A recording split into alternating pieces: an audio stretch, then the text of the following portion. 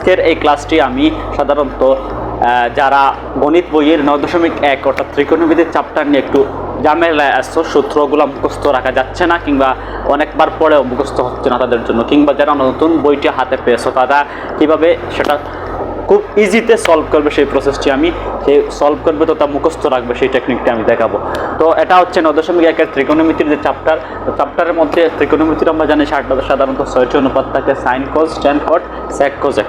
তো আমরা এখানে একটা ষড়ভুজ এঁকে ফেলেছি, এই যে ষড়ভুজ, এই ষড়ভুজের মাধ্যমে আমরা ত্রিকোণমিতির অনুপাতের এবং যত অবেদাবলীর সূত্রগুলো রয়েছে সেই সূত্রগুলো আমরা কভার করার চেষ্টা করব। তো শুরুতেই আমরা একটা ষড়ভুজ এঁকে নিয়েছি। এই ষড়ভুজের মধ্যে আমরা ওই উপরে ওইখানটাতে লিখে দিব সেক থিটা, ওইখানটাতে লিখে দিব আমরা কোসেক থিটা, ওইখানে লিখে দিব সাইন থিটা, ওইখানে কস থিটা, এখানে আমরা লিখবো ট্যান থিটা, দেখা যাচ্ছে হয়তো ট্যান থিটা, এখানে হচ্ছে কট থিটা। তো আমরা এই অনুপাতগুলো লিখে ফেললাম। তো এই অনুপাতের সূত্রাবলী সাধারণত কোনগুলো আমরা সেগুলো এখন একটু জানার চেষ্টা করবো। যারা মুখস্থ রাখাটাই বেটার, যারা মুখস্থ পারো তোমাদের জন্য শুভকামনা রইল। মুখস্থ রাখা সবসময় এর বিকল্প কিছুই নেই। টেকনিক সাধারণত একটা পাস করার ওয়ে মাত্র, কিন্তু মুখস্থ রাখাটাই হচ্ছে ফোর অ্যান্ড ফরমোস্ট থাকে সাধারণত। তো চিরকাল মুখস্থটা বেটার। তো তোমরা এই অনুপাত 6টি লেখার পর এখন কী করতে পারো? সাধারণত আমরা জানি যে সেকের সাথে কসের সম্পর্ক, টেনের সাথে কটের সম্পর্ক, সাইনের সাথে কোসেকের সম্পর্ক। এইখানটা থেকে একটা মনে রাখবো, সবগুলো কস, কট, কোসেক এই পাশে, ডানের এই পাশটাতে সবগুলোই সি দ্বারা প্রথম অক্ষরটা সি দ্বারা যুক্ত হচ্ছে। আমরা মিডিলের ওই জায়গাটাতে 1 দিয়ে দিব, আমরা 1 দিয়ে দিব। তো আমরা এখন কি করতে পারি একটু ফোকাস করে একটা জিনিস ভালো মতো মনে রাখো। ট্যান ওইখানে টি আছে, কট টির সাথে সংযুক্ত হবে, অর্থাৎ কটের টি শেষ, ট্যানের টি শুরু, আবার কসের এস শেষ, ওইখান থেকে সেক শুরু। ঠিক আছে, আমরা শুরুতেই আমরা যদি সেক থেকে দেখি, সেক থিটা দেখা যাচ্ছে। সেক থিটা ইকুয়াল আমরা কি লিখতে পারি? সেক থিটা, এই যে দেখেন সেক থিটা ইকুয়াল আমরা কোজ, মানে সেকের রেখাটা কার সাথে সম্পর্কযুক্ত? কোজের সাথে সম্পর্কযুক্ত। মাঝখানে কি আছে? 1, তাহলে 1 আমরা লিখবো কোজ থিটা, 1 কোজ থিটা। ঠিক ওইভাবে এখন আমরা কোজ যদি লিখি তাহলে কি? কোজ ইকুয়াল আমরা লিখতে পারি 1 সেক থিটা। কোজ ইকুয়াল কি লিখতে পারি? 1 সেক থিটা।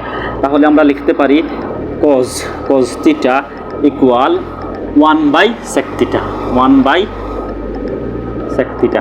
আবার ফলো করো, ওইখানে ট্যান সমান কি লিখতে পারি? 1 কট থিটা। ট্যান সমান কি লিখতে পারি? 1 কট থিটা। ট্যান ইকুয়াল 1 কট থিটা। আবার আমরা কট থিটা সমান লিখতে পারি 1 ট্যান থিটা। কট থিটা সমান 1 ট্যান থিটা। আবার আমরা কি লিখতে পারি? আবার আমরা সেকের এই রেখাটা শেষ, ট্যানের এই রেখাটা শেষ, তাহলে থাকলো সাইন এবং কোসেক। তাহলে আমরা সাইন সমান কি লিখতে পারি? Sine equal 1 cosec. Sine theta equal 1 cosec theta, 1 cosec theta. আবার আমরা কি লিখতে পারি? Cosec theta equal 1 sine theta. Cosec theta equal 1 sine theta. তো আশা করা যায় এগুলো বুঝতে পারছো। আরেকবার আমি যদি বলি, আমরা শুরুতে একটা ষড়ভুজ এঁকে নিয়েছি। ষড়ভুজের 6টি বিন্দুতে 6টি অনুপাত লিখে দিয়েছে। তারপরে আমরা মধ্যস্থলে ঠিক মিডিলে আমরা কি সাধারণত 1 নিয়েছি, অর্থাৎ কেন্দ্রের মধ্যে আমরা 1 নিয়েছি। তারপরে আমরা উপরের 2টি বিন্দুতে আমরা কি লিখেছি? সেক এবং কোজেক নিচে সাইন, কজ, মধ্যখানে ট্যান, কট। তারপরে আমরা কি সেক ইকুয়াল আমরা লিখছি 1 কস, আবার কস সমান লিখছি 1 সেক। ঠিক অন্যভাবে আমরা লিখছি tan equal 1 cot, tan equal 1 cot, আবার cot equal 1 tan, cot equal 1 tan. আমরা সাইনের মধ্যে যখন কিছু sine equal 1 cosec equal 1 sine, এই প্রসেসে আমরা সারাটা সেই অনুপাতের সূত্রগুলো লিখে ফেলছি। আবার অন্যভাবেই সেগুলো লেখা যায়। শুরুতেই 6টি অনুপাত যদি আমার লেখা আছে, শুরুতে 6টি অনুপাত, এগুলাই অন্যভাবে ডিফাইন করা যায়, এগুলো অন্যভাবেই বের করা যায়। শুরুতেই আমরা এই 6টি অনুপাত লিখে ফেলেছি, তারপরে আমরা এগুলা উল্টোভাবে লিখবো। অর্থাৎ সর্বপ্রথম ওইখানের মধ্যে লিখবো কোসেক, তারপরে লিখবো সেক, তারপরে লিখবো আমরা কট, তারপরে ট্যান, এরকম করে উল্টোভাবে সম্পূর্ণ লিখে ফেলবো। তো শুরুতেই আমরা এখন লিখতে পারি সেটাকে উল্টি হলে তাহলে উল্টানো হলে সেটা হতে পারে কোসেক, কোসেক থিটা। তারপরে কি হতে পারে সেক থিটা, সেক থিটা। তারপরে কি কট থিটা, তারপরে টেন থিটা, তারপরে কস থিটা, তারপরে সাইন থিটা। ঠিক আছে, আমরা এখন এগুলা ইকুয়াল টু দিয়ে দিব, equal one by cosec, sine equal one by cosec. আমাদের সাথে কি মিলেছে? Yes, sine equal one by cosec. আবার কস ইকুয়াল 1/সেক, এই যে দেখতে পাচ্ছেন কস ইকুয়াল 1/সেক।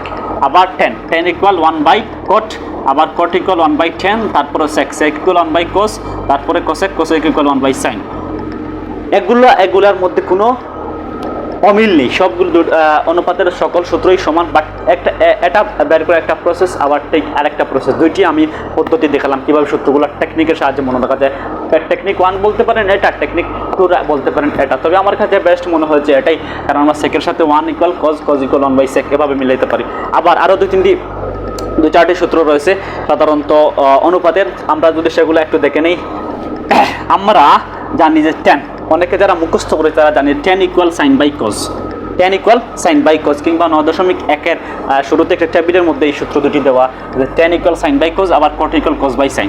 এখন একটা প্রসেসে দেখো 10 equal sine by cos, 10 equal sine by cos আমাদের কি সারির মধ্যে আছে 10 equal 10 theta equal sine by আমরা কজ লিখতে পারি, 10 theta equal sine theta equal cos theta লিখতে পারি। আবার আমরা লিখতে পারি 10 theta equal sec by cosec, 10 theta equal sec theta by cosec theta. 10 theta সমান সমান আমরা কি লিখতে পারি সাইন বাই কোজ, আবার 10 থিটা সমান সমান লিখতে পারি সেক বাই কোজেক, অর্থাৎ এদিকে। আবার কট থিটা সমান সমান লিখতে পারি কট থিটা ইকুয়াল, কট থিটার আমরা সূত্র জানি যে কট থিটা সমান সমান cos theta by sine theta, cos theta by sine theta. আমরা কট থিটা সমান সমান লিখতে পারি cos theta by sine theta. ঠিক ওদিকে আমরা কট থিটার সূত্রটির অনুপাতের সূত্রটি বের করার জন্য আমরা ওদিক থেকে এদিকে এসেছি, ঠিক ওদিকে কট থিটার সূত্রটি আমরা কোজেক বাই সেক লিখতে পারি। এখন আমরা আবার লিখতে পারি cot theta equal cosec theta by sec theta. আশা করা যায় তোমরা এই সূত্রগুলো মানে বের করার কোনো টেকনিকের সাহায্যে বের করা একটু নিয়মটা বুঝেছো। আমি আরেকবার যদি দেখাই তাহলে 10 থিটা সমান সমান সাইন বাই কোজ, 10 থিটা সমান সমান সাইন বাই কোজ, আবার 10 থিটা সমান সমান সেক বাই কোজেক, 10 থিটা সমান সমান সেক বাই কোজেক। কট থিটা সমান সমান কোজ বাই সাইন, আবার কট থিটা সমান সমান কোজেক বাই সেক। আশা করা যায় তোমরা এগুলো বুঝে নিয়েছো। এখন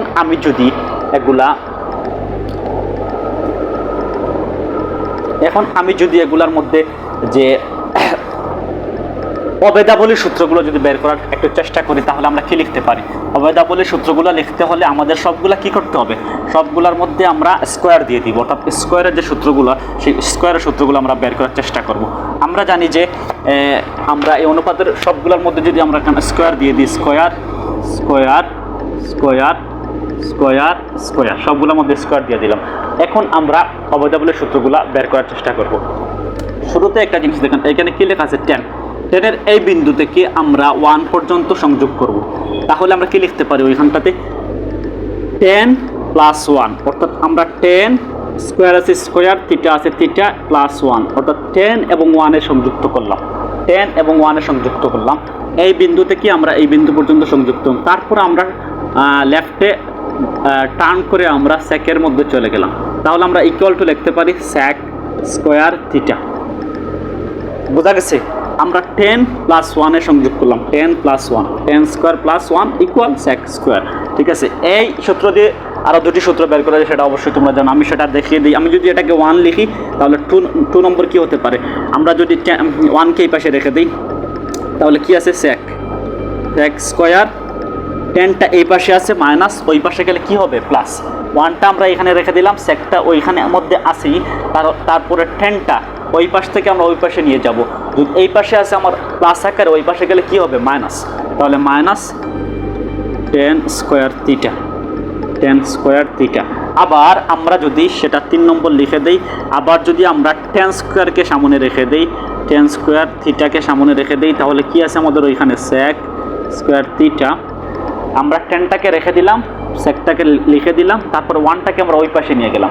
এই পাশে আছে প্লাস আকারে, ওই পাশে গেলে কি হবে মাইনাস আকারে, -1। আশা করা যায় এই প্রসেসটা বোঝা গেছে।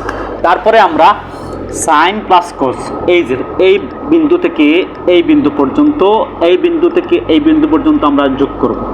তাহলে সাইন প্লাস কোস কি দাঁড়ালো, আমরা ওইখানটার মধ্যে 3 নম্বর লিখেছিলাম, তাহলে আমাদের 4 নম্বর চলে আসলো। 4 নম্বর কি আসলো, sine plus cos, sine square plus cos square. তাহলে সাইন্স প্লাস কোস আমরা সংযোগ করে sine square theta, theta sine square theta plus cos square theta আমাদের অ্যাড হয়ে গেল। তারপরে কি, তাহলে আমরা লেফটে ব্রেক করে সোজা 1-এর মধ্যে চলে যাব, তাহলে ইকুয়াল 1 কি দাঁড়ালো, ইকুয়াল 1 দাঁড়ালো। তারপরে আমরা কি 5 নম্বরে লিখতে পারি, যে 5 নম্বরে কি লিখতে পারি আমরা এখন সাইন স্কোয়ারকে যদি আমরা সামনে রেখে দিই, সাইন স্কোয়ার থিটা ইকুয়াল আমরা কি 1 আছে তারপরে ওই পাশে 1, আমরা 1, তারপরে আমরা যদি কোস স্কোয়ার থিটাকে ওই পাশে নিয়ে যাই, ওই পাশের মধ্যে সে প্লাস আকারে আমরা দেখতে পাচ্ছি, ওই পাশে নিয়ে গেলে সে কী হবে, অবশ্যই মাইনাস হবে, মাইনাস কোস স্কোয়ার থিটা। বোঝা গেছে? আমরা সূত্রটা কি লিখছিলাম, sine plus cos equal 1, equal sine plus cos equal 1।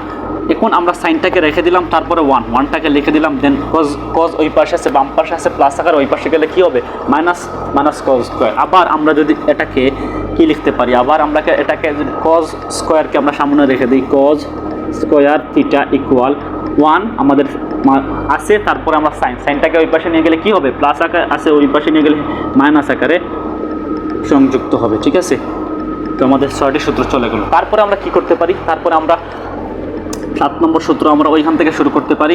এই যে 7 নম্বর সূত্র,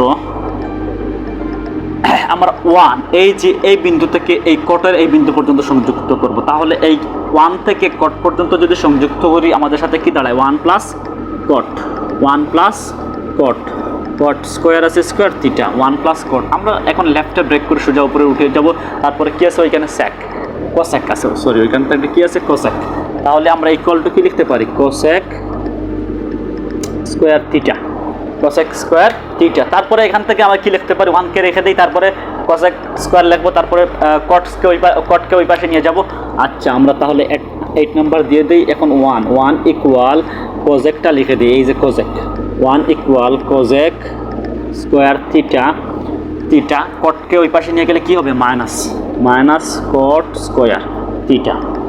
তারপরে কি, তারপরে আমরা কট স্কোয়ারকে রেখে দিই, কট স্কোয়ারকে রেখে দিই। তারপরে কট স্কোয়ারকে যদি আমরা রেখে দিই, আমরা